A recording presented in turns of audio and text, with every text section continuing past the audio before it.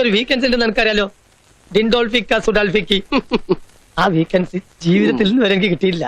അതിവിടെ എനിക്കൊന്ന് അനുഭവിക്കണം. വെള്ളം ചൂടാക്കി പാലും കുപ്പിയാണ് അതുകൊണ്ട് ഒഴിച്ചു കൊടുക്കാൻ. പാലുണ്ടോ തരാൻ?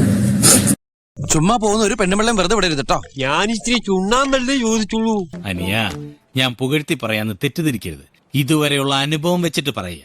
ഈ വക കൂതറ കളി കളിക്കാൻ നിനക്കല്ലാതെ മറ്റാർക്കും സാധിക്കില്ല. All the best.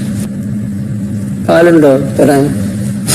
അയ്യേ, ആലോചിക്കും തോറും നാണിച്ച് തൊലി പൊളിയുന്നു. എനിക്ക് ഡിപ്പാർട്ട്മെന്റിൽ അത്യാവശ്യം ചീത്തപ്പേരുണ്ട്. അതെനിക്കറിയാം. അറിയാലോ. പിന്നെ നീ ആയിട്ട് അതിന് മൈലേജ് കൂട്ടണ്ട. പശുവിനെ തന്നാൽ പാൽ തരാം. മതി. നമ്മൾ കരുതിയ പോലെ ചില്ലറക്കാരനല്ലവൻ. പശു വേണ്ടല്ലോ പാലിന്, അവിടെ ഫ്രിഡ്ജ് ഉണ്ടല്ലോ. ഫ്രിഡ്ജിൽ നീ വെച്ചിട്ടുണ്ടോ പാല്?